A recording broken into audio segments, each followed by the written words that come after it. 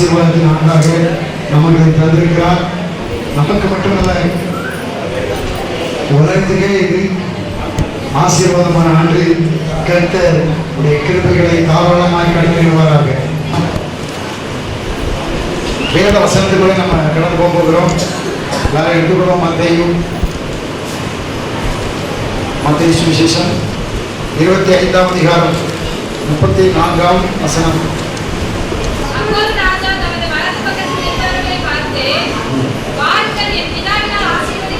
வாருங்கள், என் பிதாவினால் ஆசீர்வதிக்கப்பட்டவர்களே, உலகம் உண்டானது முதல் உங்களுக்கு ஆயத்தம் பண்ணப்பட்டிருக்கிற ராஜ்யத்தை சுதந்தரித்துக் கொள்ளுங்கள். ஆண்டவர் சொல்றாரு, என் பிதாவினால் ஆசீர்வதிக்கப்பட்டவர்களே. இன்றைக்கு கிறிஸ்தவ உலகத்தில் அநேகர் அறிந்து கொள்ளாத ஒரு சத்தியத்தை உங்களோடு நான் பகிர்ந்து கொள்ள விரும்புகிறேன். பிதாவினால் ஆசீர்வதிக்கப்பட்டவர்கள். அநேக வேளையில கிறிஸ்தவ வாழ்க்கை என்பது பெரிய பாரம் சுமக்கிற மாதிரி அநேகர் நினைத்துக் கொள்கிறார்கள்.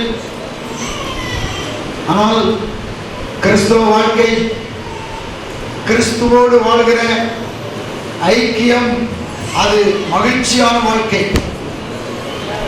நிறைவான மகிழ்ச்சியை அடையும்படி தேவன் தன்னுடைய குமாரனாகிய இயேசு கிறிஸ்துவை இந்த பூமிக்கு அனுப்பினார். பிதாவினால் ஆசீர்வதிக்கப்பட்டவர்கள். நம்ம அடிக்கடி இந்த வார்த்தை சொல்லணும். நான் என் பிதாவினால் அப்படின்னு சொன்னால், இயேசு கிறிஸ்துவின் பிதாவினால் நான் ஆசீர்வதிக்கப்பட்டவன். நம்முடைய பிதா நம்மை ஆசீர்வதித்திருக்கிறார். எபேசியர் 1ஆம் அதிகாரம் 3ஆம் வசனம். எபேசியர் 1:3. நம்முடைய கர்த்தராகிய இயேசு கிறிஸ்துவின் பிதாவாகிய தேவனுக்கு ஸ்தோத்திரம். அவர் கிறிஸ்துவுக்குள் உன்னதங்களிலே சகல ஆசீர்வாதங்களினாலும் நம்மை ஆசீர்வதித்திருக்கிறார். ஆசீர்வாதம் கிறிஸ்துவுக்குள் ஏற்கனவே முடிந்துவிட்டது. ஆண்டவரே, என்னை ஆசீர்வதியும் ஆசீர்வதியும் என்று நம்ம ஜெபிக்கிறத விட்டுட்டு, ஆண்டவரே நீர் என்னை ஆசீர்வதித்திருக்கிறீர், உமக்கு நன்றி என்று சொல்ல கற்றுக்கொள்ள வேண்டும். சில காரியங்களை நம்ம சத்தியத்திலிருந்து கற்றுக்கொள்ள வேண்டும். ஆண்டவரே என்னை ஆசீர்வதியும் என்று கேட்கலாம். ஆனால் ஆண்டவர் என்னை ஆசீர்வதித்திருக்கிறார் என்பதை நாம் அறிந்து கொள்ளும் போது நம்முடைய வாழ்க்கை அந்த ஆசீர்வாதங்களால் நிரப்பப்படும். ஏன்னா இது நம்ம திட்டம் இல்லை, அவருடைய திட்டம். அவர் என்ன பண்ணியிருக்கிறாரு? சகலவிதமான ஆசீர்வாதங்களினாலும் கிறிஸ்து இயேசுவுக்குள் உன்னதங்களிலே ஆசீர்வதித்திருக்கிறார். எங்கே? உன்னதங்களிலே. உன்னதங்களில் அப்படின்னா, உன்னதம் அப்படின்னு சொல்றது மகா பரிசுத்த ஸ்தலம், பரலோகம், சீயோன் என்று அழைக்கப்படுகிற இடம். சீயோன் மனமகிழ்ச்சி நகரம், தேவாதி தேவன் வாசம் பண்ணுகிற இடம். அங்கே இருந்துதான் தேவன் நம்மை ஆசீர்வதிக்கிறார். சங்கீதம் 128 அழகான ஒரு வார்த்தை இருக்கிறது. கர்த்தர் சீயோனில் இருந்து உன்னை ஆசீர்வதிப்பார். சீயோனில் ஆசீர்வதி, சீயோனில் ஆசீர்வதிப்பார்னா மகிழ்ச்சியான இடத்துல இருந்து உங்களை ஆசீர்வதிக்கிறார் அர்த்தம். அநேக மகிழ்ச்சியை அனுபவிக்காமல் இருக்கலாம். ஆனா இன்றைக்கு உங்களுக்கு மகிழ்ச்சி அனுபவிக்கிறதுக்கு முதல் நாளா இருக்கட்டும். இதுக்கு மேல நீங்க துக்கத்தை, வேதனைகளை அனுபவிச்சுட்டு இருக்க கூடாது. ஏனென்றால் நம்மை படைத்த தேவன், நம்முடைய அப்பா இயேசு கிறிஸ்துவின் பிதா, நம்முடைய பிதா. இயேசு கிறிஸ்துவை விசுவாசித்து அவர் ஏற்றுக்கொண்டதுனால அவர் நம்முடைய பிதாவாக இருக்கிறார். அவர் ஆசீர்வதிக்கிற பிதா. ஆசீர்வதிக்கிற பிதா. அவர் நம்மை ஆசீர்வதித்திருக்கிறார். இனிமே ஆசீர்வதிப்பாரா இல்லையா? ஆண்டவரே என்னை ஆசீர்வதிப்பீரியா இல்லையா அப்படின்ற கேள்விக்கே இடம் கிடையாது. ஆசீர்வதிப்பீரா மாட்டீரா கேட்கக்கூடாது. ஆண்டவரே ஆசீர்வதிக்கும்படி உங்களுடைய கிருபை வரட்டும். இல்லை, ஏற்கனவே கிருபை வந்திருக்கிறது. அவர் உங்களை ஆசீர்வதித்திருக்கிறார். எங்கன்னா உன்னதத்தில். இங்கே அக்கிரமத்திலும் பாவத்திலும் மரித்து கிடந்த உங்களை உயிர்ப்பித்து மேலே கொண்டு போய் அங்க வச்சு உங்களை பரிபூர்ணமா ஆசீர்வதிச்சிருக்காரு. அங்கே உன்னதங்களிலே ஆவிக்குரிய சகல ஆசீர்வாதங்களினாலும் நீங்கள் ஆசீர்வதிக்கப்பட்டவர்கள். எல்லாரும் சொல்லுவோம், நான் கிறிஸ்துவுக்குள் ஆவிக்குரிய சகல ஆசீர்வாதங்களினாலும் ஆசீர்வதிக்கப்பட்டிருக்கிறேன். தேவன் சொன்னபடி நான் ஆசீர்வதிக்கப்பட்டவன். அப்படி சொல்லி ஆசீர்வதிக்கப்பட்டவன். ஏன் அப்படின்னா இதை ஆண்டவர் நமக்காக விளம்பரப்படுத்தி இருக்கிறார், பிரகடனம் பண்ணி இருக்கிறார். என்ன ஆசீர்வதிக்கப்பட்டவர்கள், நீங்கள் ஆசீர்வதிக்கப்பட்டவர்கள் அப்படின்னா இனிமே சாபத்துக்குள்ள போகிற ஒரு பேச்சுக்கு இடம் கிடையாது. சாபத்துக்குள்ள போகிற ஒரு பேச்சுக்கு இடம் கிடையாது. ஏன்னா நீங்கள் ஏற்கனவே ஆசீர்வதிக்கப்பட்டவர்கள் கிறிஸ்துவுக்குள். அப்போ கிறிஸ்துவுக்குள் நாம் இருக்க வேண்டும் என்பது மட்டும்தான் முக்கியமான காரியம். ஒருவன் கிறிஸ்துவுக்குள் இருந்தால் புது சிருஷ்டி. 2 கொரிந்தியர் 5ஆம் அதிகாரம் 17ஆம் வசனம். ஒருவன் கிறிஸ்துவுக்குள் இருந்தால் புது சிருஷ்டியாயிருக்கிறான், பழையவைகள் எல்லாம் ஒழிந்து போயின. பிலிப்பியர் 4:11-4:19 சொல்கிறது. பிலிப்பியர் 4ஆம் அதிகாரம் 19ஆம் வசனம். தேவன் தம்முடைய மகிமையின் ஐஸ்வர்யத்தின்படி உங்கள் குறைவுகளை எல்லாம் கிறிஸ்து இயேசுவுக்குள் இம்மையிலே நிறைவாக்குவார். இந்த வசனத்தை தப்பா பிரசங்கம் பண்றாரு அப்படின்னு சொல்லிடக்கூடாது. இது சரியான மொழிபெயர்ப்பு அதுதான். இது கிரேக்க பதத்தில் அப்படித்தான் எழுதப்பட வேண்டும். மொழிபெயர்க்கும் போது கொஞ்சம் மாத்திட்டாங்க, வேற ஒன்றும் மாத்தல.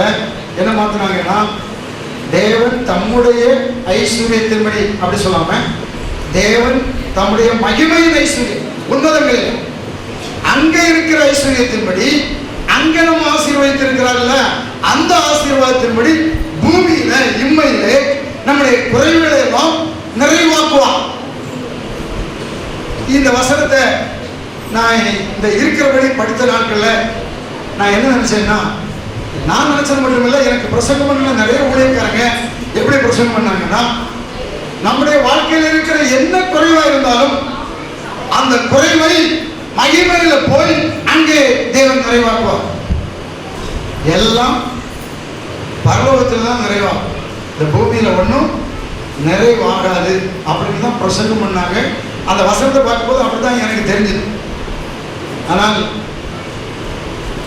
வேதத்தை உள்ளே போய் ஆராய்ந்து பார்த்து மற்ற மொழிபெயர்ப்புகள் எல்லாம் பார்த்து ஆங்கில மொழிபெயர்ப்பிலும் கூட நான் சொல்றபடிதான் எழுதப்பட்டிருக்கிறது. God shall supply all your needs according to riches in glory.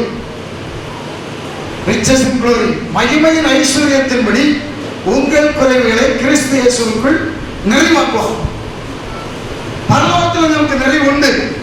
ஆனால் இங்க பூமியில நாம் வாழ்கிறோம், இங்க நம்முடைய குறைவு நிறைவாக வேண்டும். கிறிஸ்துவ வாழ்க்கையில் நம்முடைய மனம் புதிதாகும்.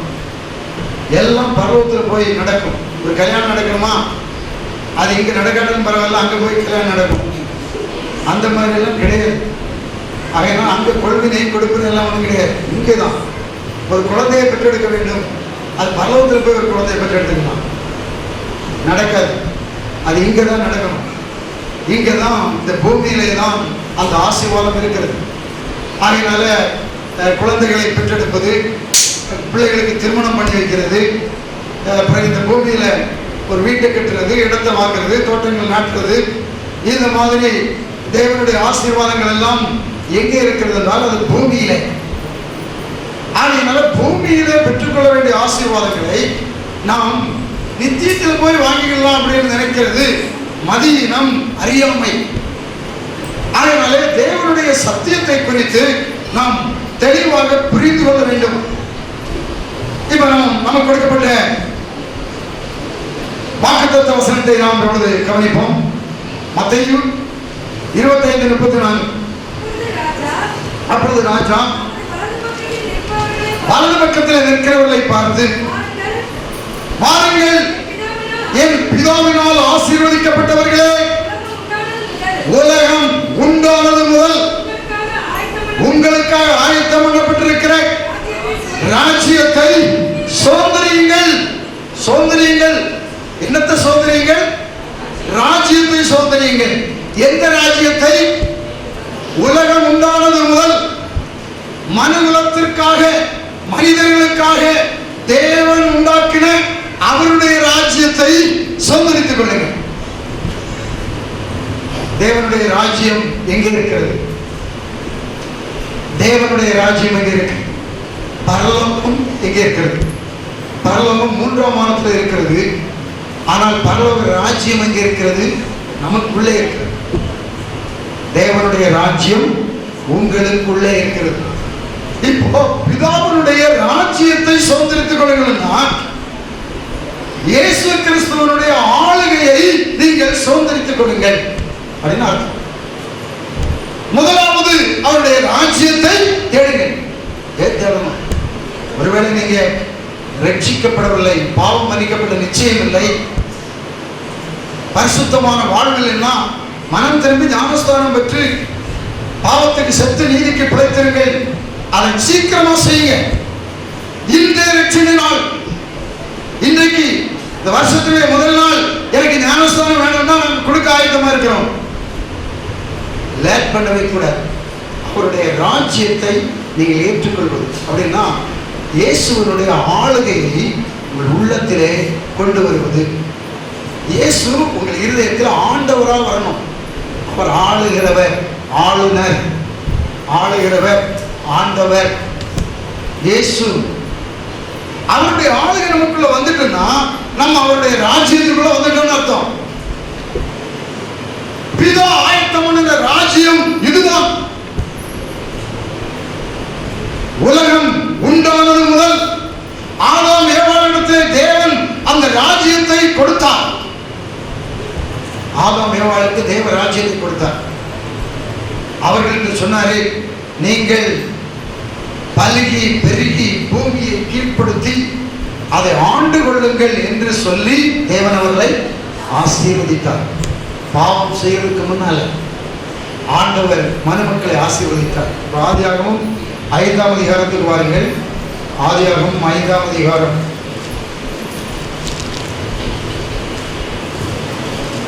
2ஆம் வசனத்தை கவனியுங்கள். அவர்களை ஆணும் பெண்ணுமாக சிருஷ்டித்து அவர்களை ஆசீர்வதித்து அவர்களை சிருஷ்டித்த நாளிலே அவர்களுக்கு மனுஷர் என்று பெயரிட்டார். தேவன் என்ன செய்தார்? ஆணும் பெண்ணுமாக அவர்களை உருவாக்கி அவர்களை ஆசீர்வதித்தார். மனிதர்கள் என்று பெயரிட்டு ஆசீர்வதித்தார். மனுஷன் தான் நீங்க, ஆனா நீங்க ஆசீர்வதிக்கப்பட வேண்டும். நீங்கள் பலுகி பெருக வேண்டும், நீங்கள் திருப்தி அடைய வேண்டும், நீங்கள் பூமியை கீழ்ப்படுத்த வேண்டும். உடன் சுதந்திரவாளியாகிய ஈசாக்கோடும் யாக்கோபோடும் ஆபிரகாம் பூமியிலே குடியிருந்தான். உடன் சுதந்திரவாளி யாரு? ஈசாக்கு, யாக்கோபு. விசுவாசத்தினாலே ஆபிரகாம் நிறைந்த போது பிள்ளைகளை பெற்றெடுத்து அந்த ஆபிரகாம் ஈசாக்கை பெற்று, ஈசாக்கு யாக்கோபை பெற்று, இப்படி பிள்ளைகளை பெற்று அவர்கள் பூமியை சுதந்திரித்தார்கள். பூமியை ஆண்டு கொண்டார்கள். பூமியை ஆண்டு கொண்டார்கள். இந்த ஆளுகை எங்கிருந்து வந்தது? அதான் பிதாவுடைய ராஜ்யம். ராஜ்யம் கிறிஸ்தவர்களாகிய நமக்கு ஆண்டவர் சொல்றது, முதலாவது தேவனுடைய ராஜ்யத்தையும் அவருடைய நீதியையும் நீங்கள் தேடுங்கள், பெற்றுக்கொள்ளுங்கள். பிதா எப்போ ஆயுதம் பண்ணாரு? ஆதாம் ஏவாளை படைத்த போது. அப்பவே அவருடைய ராஜ்யத்தை நமக்கு கொடுத்தாங்க. இப்போ நம்ம ஆதாம் ஏவாளை என்ன பண்ணாங்கன்னா இந்த பூமியின் மேல் இருந்த ஆளுகையை இழந்து விட்டார்கள், இழந்துட்டாங்க. ஏதேன் தோட்டத்துக்கு புறம்பே தள்ளப்பட்டார்கள். ஆசீர்வதிக்கப்பட்ட வாழ்வுக்கு பதிலாக அவர்கள் பல வேதனைகளை அனுபவித்தார்கள். சாராள ஏவாள் அம்மா நல்லா பிள்ளைய சந்தோஷமா பிள்ளையை பெற்றெடுக்க வேண்டிய அம்மா வருத்தத்தோடு பிள்ளையை பெற்றெடுத்தாங்க. நல்ல மாலை வேளையிலே குளிர்ச்சியான வேளையிலே நல்ல குழுன்னு என்ன ஏசி மாதிரி அந்த பூமியில் அந்த ஏதேன் தோட்டத்தில் ஆதாம் வேர்வை இல்லாம நல்லா சாப்பிட்டு சந்தோஷமா இருக்க வேண்டியவன் இப்ப வேர்வை சிந்தி கஷ்டப்பட்டு வேலை செய்து உழைக்க வேண்டியதாயிற்று. ஆகையினால வேர்வை அது அந்த சாபத்தின் விளைவு அங்கே வந்தது. காரணம் ஆண்டவராய் கர்த்தர் அவனுடைய கீழ்ப்படியாமையின் மூலமாய் இந்த காரியத்தை அவனுடைய வாழ்க்கையில் அனுமதித்தார். அது சித்தம். தேவனுடைய சித்தத்தில் 2 விதம் இருக்கிறது. ஒன்று தேவனுடைய பரிபூர்ணமான சித்தம், இன்னொன்று அனுமதிக்கப்பட்ட தேவ சித்தம். ஆதாம் பாவம் செய்த உடனே சில சில பிரச்சனைகள், சில தண்டனைகள், சிக்ஷைகள் அவனுக்கு அனுமதிக்கப்பட்டது. அந்த அனுமதிக்கப்பட்ட சித்தத்தில் அவன் கிடந்து கஷ்டப்பட்டு பிள்ளைகளை எல்லாம் பெற்றான். இந்த வாழ்க்கை தேவனுடைய பரிபூர்ண சித்தம் அல்ல, அல்லது அவருடைய ராஜ்யத்துக்குள்ளே உள்ள வாழ்க்கை அல்ல. இதை நம்ம புரிஞ்சுக்கணும், விசுவாசிகள் புரிஞ்சுக்கணும். தேவனுடைய ராஜ்யத்துக்குள்ள இது இல்லை. தேவனுடைய ராஜ்யம் என்பது பிதாவினுடைய பரிபூர்ணமான சித்தம். அதை சொல்லும்போது ரோமர் 12 பவுல் சொல்லும்போது எப்படி சொல்றாரு? பரிபூர்ண சித்தத்தை பற்றி என்ன சொல்றாரு? ரோமர் 12ஆம் அதிகாரம் 2ஆம் வசனத்தை கவனிங்க. இந்த பிரபஞ்சத்துக்கு ஒத்த வேஷம் தெரியாமல் தேவனுடைய நன்மையும் பிரியவுமான பரிபூர்ணமான சித்தம் இன்னதென்று பகுத்தறியத்தக்கதாய் உங்கள் மனம் புதிதாகிறதுனால நீங்க என்ன செய்ய? மனரூபமாக. அப்ப நம்ம ஒவ்வொருவரும் மனரூபமாக வேண்டும், புதிதாக வேண்டும். எதுல? மனதில். மனதுன்னா ஆத்மான அர்த்தம். மனம், அறிவு, சிந்தை இதெல்லாம் எதை குறிக்கிறதுனா ஆத்மா, ஆத்ம வாழ்வு. ஆத்மா புதிதாக வேண்டும், புதிதாக்க வேண்டும். நம்முடைய ஆவியை ஆண்டவர் உயிர்ப்பித்து உலகத்தில் கொண்டு போனாலும் நம்முடைய ஆத்மா பூமியில் இருக்கிறது, நம்முடைய சரீரம் இங்கே இருக்கிறது. ஜீவாத்மாவான மனிதன் ஜீவனில் அல்லது ஆவியிலே தேவனோடு இணைக்கப்பட்டு விட்டான். ஆனா ஆத்மாவிலும் சரீரத்திலும் இன்னும் அவன் பரிபூர்ணப்படவில்லை. பரிபூர்ண சித்தம் இன்னும் வரவில்லை. ஆவியில பரிபூர்ண சித்தம் வந்துவிட்டது. எங்க? ஆவி உன்னதத்திலே கிறிஸ்துவோடு சேர்ந்து அங்கே தேவனுக்குள் மறைந்திருக்கிறது, பாதுகாப்பா இருக்கு. ரட்சிக்கப்பட்டவருடைய ஜீவன் அல்லது ஆவி எங்க இருக்கு? உன்னதத்தில் பாதுகாப்பா இருக்கு. ஆனால் அவனுடைய ஆத்மாவும் சரீரமும் இன்னும் பூமியில இருக்கிறது. அது அந்த பரிபூர்ண சித்தத்துக்குள்ள இன்னும் வரல. அனுமதிக்கப்பட்ட தேவ சித்தத்தில் இருக்கு. என்ன அனுமதிக்கப்பட்ட தேவ சித்தம்? இந்த பூமியில் உள்ள ஆசீர்வாதங்களை வேதனையோடு அனுபவிக்க வேண்டும் என்ற அந்த சித்தத்துக்குள்ள பாவத்தின் நிமித்தம் அனுமதிக்கப்பட்ட தேவ சித்தம் அதுக்குள்ள இருக்கு. ஆனால் கிறிஸ்துவுக்குள் நாம் மறுபடியும் ரட்சிக்கப்பட்ட நாம் இந்த ஆத்மாவிலும் ஆவியிலும் புதிதாக வேண்டும். முதல்ல ஆத்மாவில் புதிதாக, ஆத்மாவை புதிதாக்க வேண்டும். அதுக்கு பிறகு சரீரத்தை ஆத்மாவோடு ஆவிக்கு கீழ்ப்படுத்த வேண்டும். ஆவிக்கு கீழ்ப்படுத்த, சரீரம் ஆவிக்கு கீழ்ப்பட வேண்டும். இது ஆவிக்குரிய பிரமாணம். ஆவிக்குரிய பிரமாணம். ஒரு ஆவியாக இருக்கிற ஆவி மனிதன், கிறிஸ்துவின் சாயலாய் மறுபடியும் ஜெனிப்பிக்கப்பட்ட ஒரு மனிதன் தன்னுடைய ஆத்மாவை புதிதாக்கி தன்னுடைய சரீரத்தை கீழ்ப்படுத்த வேண்டும். மனிதன் ஆவி மனிதன். நம்ம ஆத்மாவும் சரீரம் இருந்தாலும் நம்ம ஆவியாய் இருக்கிற தேவனுடைய பிள்ளைகள். எல்லாரும் சொல்லுவோம், நான் ஆவியாய் இருக்கிற தேவனுடைய குமாரனாய் இருக்கிறேன், குமாரத்தியாய் இருக்கிறேன். அப்படி சொல்லணும்.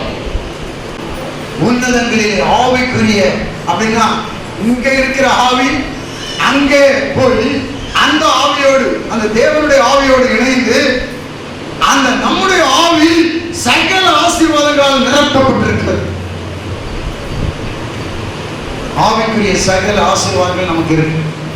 ஆவிக்குரிய சகல ஆசீர்வாதங்கள் சொன்ன உடனே சில ஆளுக்கு என்ன நினைக்கிறாங்கன்னா, ஆவிக்குரிய ஆசீர்வாதம்னா ஆவிக்குரிய கனி வரங்கள், பரலோகம், மூன்றாம் வானம், அங்கே இருக்கிற ஆசீர்வாதங்கள் மட்டும் நினைக்கிறாங்க. அது மட்டும் இந்த பூமியும் தேவனுடைய ஆளுகைக்குள்ளதான் இருக்கு. அது நம்ம புரிஞ்சுக்கணும். இந்த பூமி மனிதனுக்கு ஒப்பு கொடுக்கப்பட்ட பூமி. இந்த பூமியில பிசாசுக்குன்னு ஒரு ஒரு ஊசி குத்துற இடம் கூட கொடுக்கப்படவில்லை. இன்னைக்கு நம்ம என்ன பண்றோம், பிசாசு அங்க இருக்கிறான் இங்க இருக்கிறான், திடீர்னு எனக்குள்ளே வந்துட்டான் அப்படின்னு சொல்றவங்க கூட இருக்காங்க. ரட்சிக்கப்பட்ட தேவ பிள்ளைகளுக்குள்ள எந்த பிசாசும் உள்ள வர்றதுக்கு அனுமதியே கிடையாது. பிசாசுகள் உள்ளே வர்றதுக்கு அனுமதி கிடையாது. ஆனா நம்ம அனுமதித்தால் உள்ளே வந்துடும்.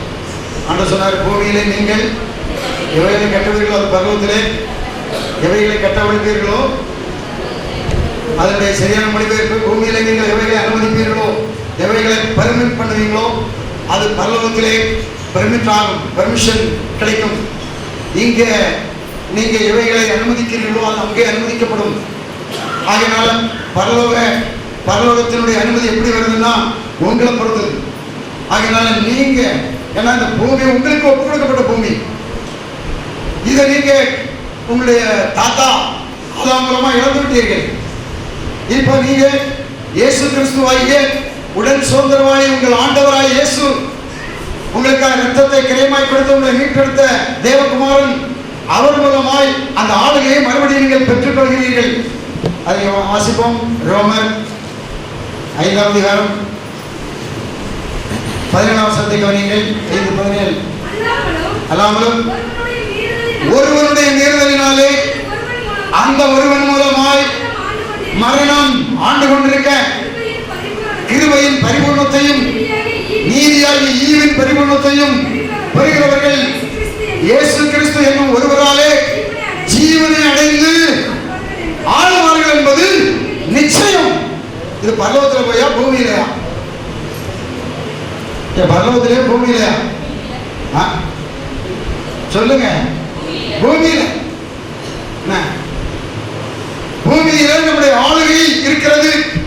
யாருக்குன்னா கிறிஸ்துவுக்குள் இருக்கிறவர்கள். கிறிஸ்துவுக்குள் இருக்கிறவர்களுக்கு தேவனுடைய ஆளுகை இருக்கிறது. இயேசுவின் மூலமா ஜீவனை அடைந்து ஆளுகை செய்வதாக இருக்கிறோம்.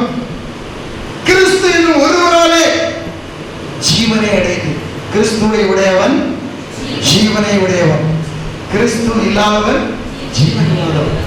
அப்ப கிறிஸ்து தான் நமக்கு ஜீவன். அப்ப இயேசு கிறிஸ்து பூமியில வந்ததுனால நமக்கு என்ன கிடைச்சிருக்கு? ஜீவன் வந்திருக்கிறது.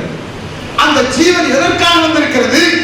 இந்த பூமியிலே நாம் ஆதாம் இழந்து போன பூமியை ஆண்டு அனுபவிப்பு. இந்த பூமி எனக்கு சொந்தமல்ல அப்படின்னு பாட்டு பாடிட்டு, 6 அடி நிலமும் எனக்கு சொந்தம் இல்லை அப்படின்னு பாட்டு பாடி அதை கூட சில ஆட்கள் கலந்துறாங்க. அது கூட கிடைக்காம போயிடும். அறிக்கை நல்ல வார்த்தைகளை பேசும். ஜீவனும் மரணமும் ஆசீர்வாதமும் சாபமும் ஒரு நாவின் அதிகாரத்தில் இருக்கிறது. நம்ம வாயின் வார்த்தை நல்லதா இருக்கணும். வாயின் வார்த்தையிலே அவரை விசுவாசிக்கிற வார்த்தைகள் வரணும். அப்போஸ்தலனாகிய பவுல் சொல்றாரு, அற்புதங்கள் அதிசயங்கள் எல்லாம் தூரத்திலே இல்லை, உங்களுக்கு சமீபமாய் வந்திருக்கிறது இயேசுவின் மூலமாய். அது வாசிப்போமா? அதே ரோமர் நிருபத்தில் தான் 10ஆம் அதிகாரம் ரோமர் 10. அதிசயங்கள் அற்புதங்கள் எங்கே இருக்கு பாருங்க.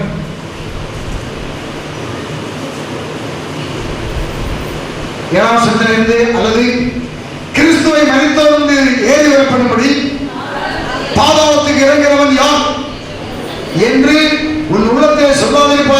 சொல்லுகிறதும் அன்றி இந்த வார்த்தை உனக்கு சமீபமாய் உன் வாயிலும் உன் இருதயத்திலும் இருக்கிறது என்றும் சொல்லுகிறது. இந்த வார்த்தை நாங்கள் பிரசங்கிக்கிற விசுவாசத்தின் வார்த்தையே. விசுவாசம் நாங்கள் என்றால் பவுல் ஊழியர்கள் அப்போஸ்தலர்கள் சொல்றாரு. எல்லா அப்போஸ்தலர்களும் விசுவாச வார்த்தையை பேச வேண்டும்.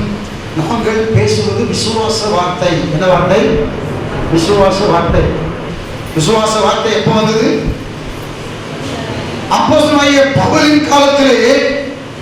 அப்போஸ்தலர்கள் பவுல் மட்டுமல்ல, எல்லா அப்போஸ்தலர்களும் ஒரே பரிசுத்த ஆவியானவருடைய அபிஷேகத்தில் நிறைந்து பிதாவாகிய தேவனுடைய வார்த்தையிலிருந்து விசுவாசம் உள்ள வார்த்தைகளை எடுத்து இயேசு கிறிஸ்து எப்படி பேசினாரோ அப்படியே பேசினார்கள். அதுதான் உங்கள் இருதயத்திலும் உங்கள் வாயிலும் இருக்கிறது. அப்ப நம்ம இருதயத்தில் நம்ம வாயில என்ன இருக்கணும்? விசுவாச வார்த்தை. அவிசுவாசம் உள்ள வார்த்தை இருக்கக்கூடாது.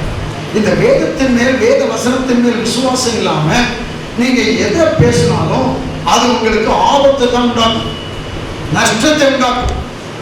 உங்களுடைய ஆளுகையை உங்களிடத்திலிருந்து பறித்து விடும். கிறிஸ்துவனுடைய ஆளுகை அவருடைய வார்த்தையின் மூலமாய் உங்கள் இருதயத்திற்குள்ளே விசுவாசிக்கிற விசுவாசத்தின் மூலமாய் அந்த வார்த்தை செயலாக மாறுகிறது. இயேசு சொன்னாரு, மத்தேயு சுவிசேஷம் 21ஆம் அதிகாரம் 21 கம்மியில் நான் வாசிக்கிறேன். இயேசு அவர்களை நோக்கி, நீங்கள் விசுவாசம் உள்ளவர்களாய், சந்தேகப்படாமல் விசுவாசம் உள்ளவர்களாய் இருந்தால் இந்த அத்தி மரத்திற்கு செய்ததை நீங்கள் செய்வதும் இல்லாமல் இந்த மலையை பார்த்து நீ பெயர்ந்து சமுத்திரத்திலே தள்ளுண்டு போ என்று சொன்னாலும் அப்படி ஆகும் என்று மெய்யாகவே உங்களுக்கு சொல்லுகிறேன். இயேசு சொன்னது உண்மைதானா? இயேசு சொன்னது உண்மைதானா? அதை நீங்கள் விசுவாசிக்கிறீர்களா? நீங்க காட்டத்தி மரத்தை பார்த்து இயேசு பேசுறது போல பேசினால் ஆகுமா? ஆகும். மலையை பார்த்து பெயர்ந்து போய் சொன்னால் போகுமா? போகும். எந்த பிரச்சனையை பார்த்து உங்களுக்கு இந்த பூமியிலே சாத்தான் கொண்டு வந்த எந்த கிரிகளா இருக்கலாம், அதை பார்த்து இயேசு நாமத்திலே போ என்று சொன்னால் போகும். அப்படின்னு யார் சொன்னா? நம்ம இயேசு கிறிஸ்து. நம்முடைய இயேசு கிறிஸ்து என்ன சொன்னாரு? நீங்க எந்த ஒரு காரியத்தை பார்த்து, மலையோ காட்டத்திய மரமோ உலகத்தில் உள்ள எந்த காரியமோ அதை பார்த்து நீங்க பெயர்ந்து போய் என்று சந்தேகப்படாமல் விசுவாசித்து பேசினால் ஆகும். இதைத்தான் அப்போஸ்தலனாகிய பவுல் சொல்றார். நீங்க என்ன பேசணும்? சந்தேகப்படாமல், தேவனுடைய வார்த்தையை சந்தேகப்படாமல் அந்த வார்த்தையை விசுவாசித்து பேச வேண்டும். அப்ப நம்முடைய வாழ்க்கை ஆசீர்வாதமாய் மாறுவதற்கு கடந்த வருஷம் முழுவதும் அதிசயங்களை காணப்படுகிற தேவன் என்று அறிக்கைப்படுகிறோம். விசுவாசித்த அநேக குடும்பத்தில் அதிசயங்களை பார்த்தீர்கள். லாக்டவுன், அந்த லாக்டவுனே அநேகருக்கு செழிப்பாய் இருந்தது. ஊழியத்தில் சபை நடத்தாமல் இருக்கும்போது, சபை நடத்தி கொண்டிருக்கும் போது வருகிற ஆசீர்வாதத்தை பார்க்கிறோம். அதிகமான ஆசீர்வாதம் சபைக்கு ஊழியத்துக்கு வந்தது. நாங்கள் பார்த்து ஆச்சரியப்பட்டோம். அநேக சபை விசுவாசிகள், விசுவாசித்தவர்கள் அதை சுதந்திரித்தார்கள், அதிசயத்தை பெற்றுக் கொண்டார்கள். இப்போ ஆண்டவர் என்ன சொல்றாருன்னா, நீங்கள் பிதாவினால் ஆசீர்வதிக்கப்பட்டனர். ஒவ்வொரு நாளும் காலையில் எழுபது பிதாவே, அப்பா பிதாவே உங்களுக்கு ஸ்தோத்திரம், உடைய பிள்ளையார் இயேசுவின் நாமத்தினாலே உம்மிடத்தில் வருகிறேன், உடைய பிள்ளையார் இயேசுவின் நாமத்தை கொண்டு வருகிறேன், பரிசுத்த ஆவியானவருடைய அபிஷேகத்தோடு வருகிறேன். நான் ஆசீர்வதிக்கப்பட்டவன், எங்கள் குடும்பம் ஆசீர்வதிக்கப்பட்ட குடும்பம், பரலோகத்தில் உள்ள பிதாவினால் ஆசீர்வதிக்கப்பட்டவர்கள் நாங்கள் ஆசீர்வாதமாக இருப்போம் அப்படின்னு காலில் எழுப்பி நல்ல அறிக்கை பண்ணணும். என்ன அறிக்கை? பொந்தியு பிலாத்துவுக்கு முன்னாக நின்று நல்ல அறிக்கையை விளங்க பண்ணின இயேசு. இயேசு என்ன அறிக்கை பண்ணாராம்? நல்ல அறிக்கை. ஒரு நாள் இயேசு கெட்ட அறிக்கை பண்ணவே இல்லை. அவர் அங்கே போனா பிடிச்சவங்க கொல்ல போறாங்க, கல்லுக்கே போறாங்க அப்படிலாம் இயேசுவை ரொம்ப பயப்படுத்தி பார்த்தாங்க. இயேசு சொன்னாரு, அதெல்லாம் இன்றைக்கும் நாளைக்கும் நாளைய மறுதினமும் நான் கிரியை செய்வேன். எல்லாம் பிதாவுடைய வேலையெல்லாம் செஞ்சு பிடிச்சிட்டு தான் நான் போவேன். அதுக்கு முன்னால் என்ன யாரும் ஒன்றும் பண்ண முடியாது. நல்ல அறிக்கை பண்ணின கிறிஸ்து. நாம் இயேசுவை விசுவாசிப்பது உண்மையானால் அவர் மாதிரி நல்ல அறிக்கை பண்ண வேண்டும். எதுக்கு அப்படின்னா, நம்முடைய வாழ்க்கை வருங்காலம் ஆசீர்வாதமாய் அமைவதற்கு. நாளைய தினம் உங்கள் விசுவாசத்தில் இருக்கு. உங்கள் விசுவாசத்தில் நீங்க பேசுற வார்த்தைகள் இருக்கு. நாளைய தினம் வருங்காலம் உங்கள் பிள்ளைகளுடைய வாழ்க்கை, உங்கள் பிள்ளைகளின் வாழ்க்கை, உங்களுடைய வருங்காலம் எதிர்காலம் எங்கே இருக்கிறது அப்படின்னா ஆண்டவருடைய வார்த்தைக்குள்ள இருக்கிறது. இந்த வார்த்தையை விசுவாசித்து இந்த வார்த்தைகளை நீங்க மாத்தாம விசுவாசத்தோடு சந்தேகப்படாம பேசுனீங்கன்னா, நீங்க என்ன பேசுறீங்களோ, வார்த்தை என்ன சொல்லுகிறதோ அது அப்படியே உங்க வாழ்க்கையில ஆகும். இன்னைக்கு ஒரு பெரிய ரகசியத்தை இதிலிருந்து நான் சொல்லிட்டு நான் ஜெபிக்க விரும்புகிறேன். மற்ற காரியங்கள் வருகிற நாட்களில் நம்ம இதை விஸ்தாரமா நம்ம படிக்க போகிறோம். இந்த மத்தேயு 25:34 வாருங்கள். 25:34 வாருங்கள். ராஜா தமது வலப்பக்கத்தில் நிற்கிறவர்களை பார்த்து, வாருங்கள், என் பிதாவினால் ஆசீர்வதிக்கப்பட்டவர்களே, உலகம் உண்டானது முதல் உங்களுக்காக ஆயத்தம் பண்ணப்பட்டிருக்கிற ராஜ்யத்தை சுதந்தரித்துக் கொள்ளுங்கள். இது எப்போ இயேசு சொன்னாரு? அவர் இந்த பூமியில மனுஷனாக இருந்த போது சொன்னார். பாருங்க, அப்ப இயேசு கிறிஸ்து மனுஷகுமாரனாக இந்த பூமிக்கு வந்து அவர் இந்த பூமியிலே 33 ஆண்டுகள் வாழ்ந்து நமக்கு சொல்ல வேண்டிய எல்லாம் சொல்லிக் கொடுத்துட்டு பரலோகத்தின் திறவுகோல்கள் என்ன, பரலோக ராஜ்யத்தின் திறவுகோல், பரலோக ராஜ்யத்தின் திறவுகோல்னா கிறிஸ்தவ வாழ்க்கையின் திறவுகோல். ராஜ்யத்தின் திறவுகோல் வார்த்தையின் ரகசியம். அநேக காரியங்கள் ஓமைகளாக அவர் மக்களுக்கு சொல்லி அந்த ரகசியங்களை மறைச்சு வச்சாரு. ஆனா சீசர்களுக்கு அந்த ஓமைகளின் அர்த்தத்தை சொல்லி அவங்களுக்கு திறவுகோல் கொடுத்தாரு.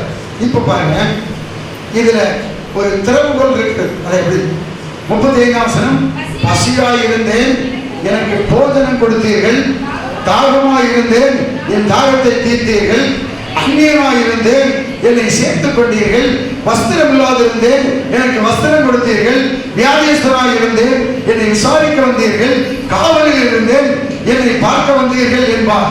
அப்பொழுது நீதிமான்கள் அவருக்கு பிரதித்திரமாக, ஆண்டவரே, நாங்கள் எப்பொழுது உம்மை பசியுள்ளவராக கண்டு உமக்கு போஜனம் கொடுத்தோம், எப்பொழுது உம்மை தாகமுள்ளவராக கண்டு உடைய தாகத்தை தீர்த்தோம், எப்பொழுது உம்மை அந்நியராக கண்டு உம்மை சேர்த்துக் கொண்டோம், எப்பொழுது உம்மை வஸ்திரம் இல்லாதவராக கண்டு உமக்கு வஸ்திரம் கொடுத்தோம், எப்பொழுது உம்மை வியாதி உள்ளவராகவும் காவல் இருக்கிறவராகவும் கண்டு உங்களுக்கு வந்தோம் என்பார்கள். அதற்கு ராஜா பிரதித்திரமாக, மிகவும் சிறியவராகிய என் சகோதராகிய இவர்களில் ஒருவருக்கு நீங்கள் எதை செய்தீர்களோ அதை எனக்கே செய்தீர்கள் என்று மெய்யாகவே உங்களுக்கு சொல்லுகிறேன்.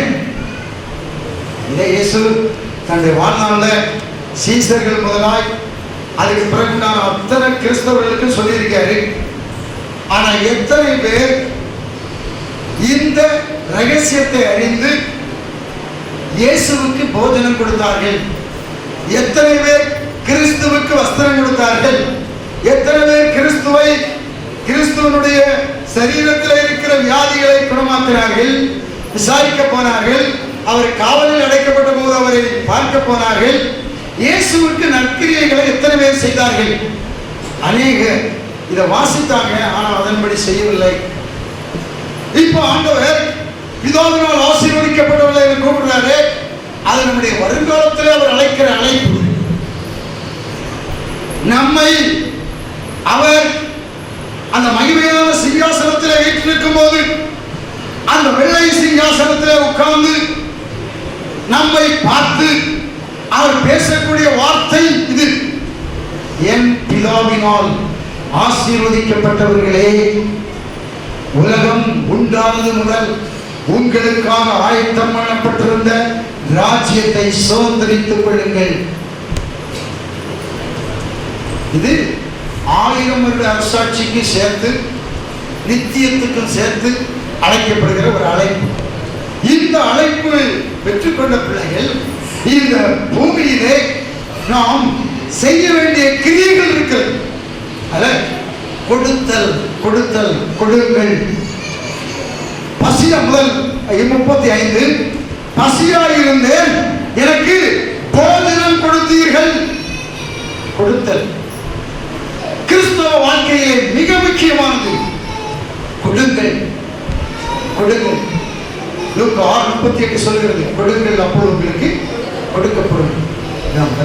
அமைக்கி குலுக்கி சரிந்து விழும்படி நன்றாய் அளந்து உங்கள் மடியிலே போடுவார்கள். அப்போ நம்முடைய வாழ்க்கையிலே செழிப்பு நிறைவு எப்படி வருகிறது? கிறிஸ்துவுக்கு கொடுக்கிறதன் மூலமாய். கிறிஸ்துவுக்கு கொடுக்க வேண்டும். ஏழைகளுக்கு கொடுக்கலாம், பிச்சைக்காரர்களுக்கு ஏழைகளுக்கு கொடுக்கலாம், தாராளமாக பண்ணலாம், அதெல்லாம் அவசியம், அதுக்கு ஆசீர்வாதம் இருக்கிறது. ஆனால் கிறிஸ்துவுக்கு கொடுக்கிறதுக்கு ஒரு மகிமையான ஆசீர்வாதம் இருக்கிறது. அதுதான் பிதாவினால் ஆசீர்வதிக்கப்பட்டவர்கள் என்ற அழைப்பு. வாருங்கள் வாருங்கள், என்னோடு சேருங்கள். உலகத்தில் உள்ள எல்லா மக்களுக்கும் ஆண்டவருடைய பொதுவான அழைப்பு இருக்கிறது. மத்தேயு 11:28 சொல்கிறது, வருத்தப்பட்டு பாரம் சுமக்கிறவர்களை நீங்கள் எல்லாரும் என்னிடத்திலே வாருங்கள். எல்லாரும் என்ன வாங்க அப்படின்னு சொல்ற. வருத்தப்பட்டு பாரம் சுமக்கிறவர்களை எல்லாரும் இடத்தில் வாருங்க. அப்போ அப்படி ஆண்டவர் கூப்பிட்டாலும் அவர்கிட்ட வருகிற பிள்ளைகள் கற்றுக்கொள்ளுங்கள் என்று சொல்றாரு. நம்ம என்ன கற்றுக்கொள்ள வேண்டும்? சீசர்களுக்கும் பொதுவான விசுவாசிகளுக்கு என்ன வித்தியாசம்னா, சீசராக்கப்பட்டவர்கள் இயேசுவிடத்தில் கற்றுக்கொள்கிறவர்கள் சீசர்கள். இப்போ கற்றுக்கொள்ளும்படி ஆண்டவர் அழைக்கிறார். என்ன கற்றுக்கொள்ள வேண்டும்? ஓமைகளின் அர்த்தங்களை கற்றுக்கொள்ள வேண்டும். பழைய ஏற்பாட்டிலே புதைபொருளாயிருந்த சத்தியத்தை புதிய ஏற்பாட்டிலே இயேசு நமக்கு விளக்கமாக விளக்கி சொல்றார். அதை நாம் கற்றுக்கொள்ள வேண்டும். நிறைய ஓமைகளின் மூலமா இயேசு பேசினார். ஜனங்கள் கேட்காம போயிட்டாங்க.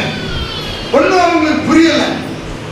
சீசர்கள் வந்து இயேசுவை கேட்டாங்க, ஆண்டவரே இந்த ஓமையினுடைய கருத்து என்ன? ஒன்னும் புரியலையே. இயேசு அவங்களுக்கு கற்றுக் கொடுத்தார். அப்ப அவங்க சொன்னாங்க, ஆண்டவரே நீங்க இந்த விளக்கத்தை அந்த ஜனங்களுக்கே சொல்லிக் கொடுத்திருக்கலாமே, அத்தனை ஜனங்கள் கேட்டு ஆசீர்வதிக்கப்பட்டிருப்பாங்களே அப்படி சொல்லும் போது ஆண்டவர் சொன்னாரு, அவங்களுக்கு அது அருளப்படவில்லை. ஏன்? இயேசுவிடத்தில் அவர்கள் மறுபடியும் வரவில்லை. நீங்க நேரத்தில் இயேசுவிடத்தில் ஏதோ ஒரு ஆசீர்வாதத்தை பெற்றுட்டு நீங்க போயிட்டே இருந்தீங்கன்னா, அற்புதங்களை அடையாளங்களை மட்டும் பார்த்துட்டு போயிட்டே இருந்தீங்கன்னா, அந்த ஆசீர்வாதங்களை, தேவனுடைய ஆசீர்வாதங்களை, நித்தியத்தோடு சம்பந்தப்பட்ட பூமிக்குரிய ஆசீர்வாதங்களை நிறைவா நீங்க பெற்றுக்கொள்ள முடியாது. ஏன் தெரியுமா? நீங்கள் கற்றுக்கொள்ளும் போது அநேக ஆசீர்வாதங்களை பூமியிலே பெற்றுக்கொள்வீர்கள், நித்தியத்திற்கு அந்த பலனை சேர்ப்பீர்கள். இப்போ இயேசு நித்தியத்தோடு சம்பந்தப்பட்ட காரியத்தை சொல்லி, வாருங்கள் என் பிதாவின் ராஜ்யத்தை சுதந்திரியுங்கள் என்று சொல்றாரு. அந்த ராஜ்யத்தை சுதந்திரிக்கிறதுக்கு நம்ம போறதுக்கு முன்னால நாம் அதை சுதந்திரித்துக் கொள்வதற்கான வழிவாசல் இங்கதான் இருக்கு பூமியில. இயேசு நான் பசியாக இருந்தேன். அப்போ இந்த நீதிமன்றங்கள் கேட்கிறாங்க, இந்த வலது பக்கத்தில் இருக்கிறவங்க கேட்கிறாங்க, ஆண்டவரே என்னைக்கு நாங்க பார்த்தோம்? ஒரு நாள் கூட உங்க நாங்கள் பசியா பார்த்து உங்களுக்கு ஆதாரம் கொடுக்கவே இல்லையே, ஒரு நாள் நாங்கள் அப்படி கொடுக்கவில்லை. அப்ப ஆண்டவரை இயேசு சொன்னாரு, இந்த வலது பக்கத்தில் இருக்கிறாங்களே, இயேசு என்னுடைய இரத்தத்தினால் மீட்கப்பட்ட கூட்டம், செம்மறி ஆடுகளின் கூட்டம், இந்த கூட்டம் நீதிமான்களின் கூட்டம்.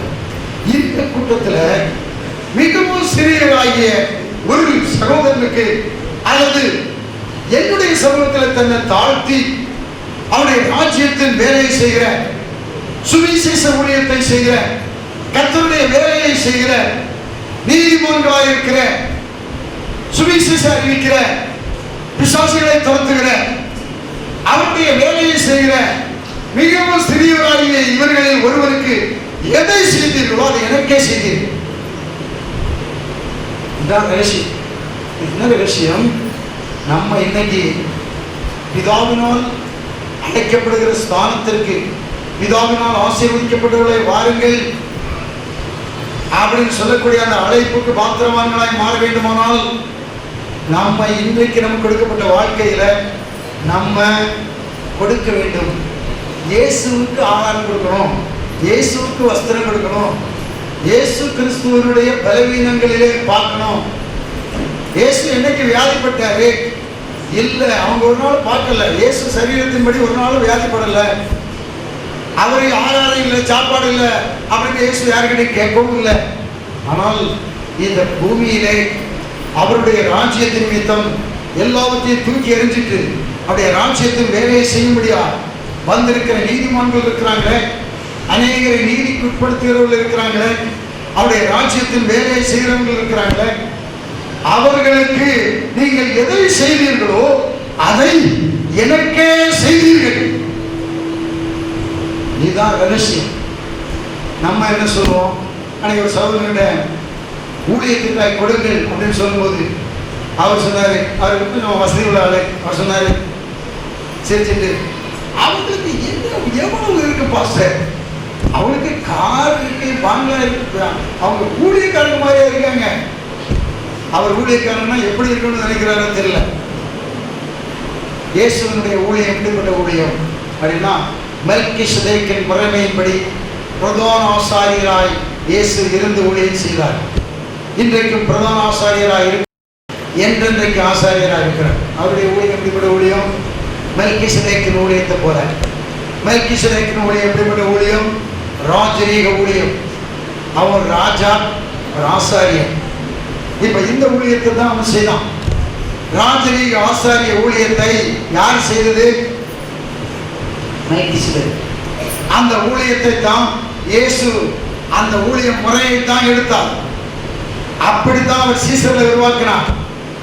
இன்றைக்கு நடக்கிற ஊழியம் அப்படிப்பட்ட ஊழியம். எப்படிப்பட்ட ஊழியம்? ராஜரீக ஆசாரிய ஊழியம். இங்க இருக்கிற நீங்க எல்லாரும் ராஜரீக ஆசாரிய ஊழியத்திற்கு அழைக்கப்பட்டவர்கள். சொன்னா ஏற்றுக்கொள்ள முடியுமாங்களால? ஒரே ஒரு வசனத்தை வாசித்து நான் ஜெபிக்க விரும்புகிறேன். வாசிப்போம். வெளிப்படுத்தும் விசேஷம் 1ஆம் அதிகாரம் 1ஆம் அதிகாரம் 6ஆம் வசனம். நம்மிடத்தில் அன்பு கூர்ந்து தமது இரத்தத்தினாலே பாவங்கள் நம்மை கழுவி தம்முடைய பிதாவாகிய தேவனுக்கு முன்பாக நம்மை ராஜாக்களும் ஆசாரியருமாக்கின அவருக்கு மகிமையும் வல்லமையும் என்றென்றைக்கு உண்டாவதாக. ஆமென். அப்படி ஆகிறது. அப்படி ஆகிறது. யாரு?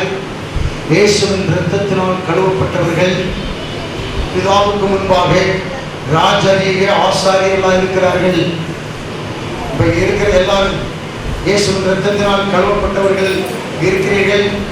ஒருவேளை நீங்கள் கழுவப்படாதவர்களாக இருந்தால் உடனே கழுவப்படுங்கள். இயேசுவின் இரத்தத்தினால் கழுவப்படுங்கள். பாவம் மர கழுவப்படுங்கள். பாவம் மர கழுவப்பட்ட பிறகு நீங்கள் யாராய் மாறுகிறீர்கள்? ஆசாரியராக, ராஜாவாக, மெல்கிசேதேக்கை போல, இயேசுவை போல அவருடைய இரத்தத்தினால் ராஜாக்களா ஆசாரியராக மாறுகிறீர்கள். நீங்கள் ஆசீர்வதிக்கப்பட்டவர்கள். ஏன்னா நீங்க யாரா மாறுகிறீங்க? ராஜாக்களாக, ஆசாரியர்களாக மாற்றப்பட்டிருக்கிறீர்கள். ஒரு பக்கத்தில் ராஜாக்கள், இன்னொரு பக்கத்தில் ஆசாரியர்கள். அப்போ மெல்கிசேதேக்கின் ஊழியத்தை நீங்கள் செய்யும்படி அழைக்கப்பட்டவர்கள். இயேசுவுக்கு சீசர்களாய் பாருங்க. எத்தனை பேர் ஞானஸ்தானம் இருக்கீங்க? அத்தனை பேரும் சீசர்கள். சீசராக்கி ஞானஸ்தானம் கொடுங்க. இப்ப சீசர்கள் நீங்க ஆணா இருந்தாலும் பெண்ணா இருந்தாலும் இயேசுவுக்கு சீசர்கள் இருந்தாங்க, சீசியர்கள் இருந்தாங்க. ஆண்டவராய் கர்த்தர் அப்படி உங்களை பரிசுத்தம் பண்ணி இருக்கிறார்.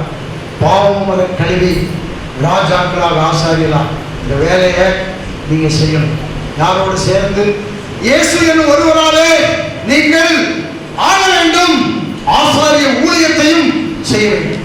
சுவிசேஷம் அறிவிக்க வேண்டும். ஜனங்களை ரட்சிப்பு நடத்தும். இதை செய்யும். எல்லாரும் கவனிப்போம்.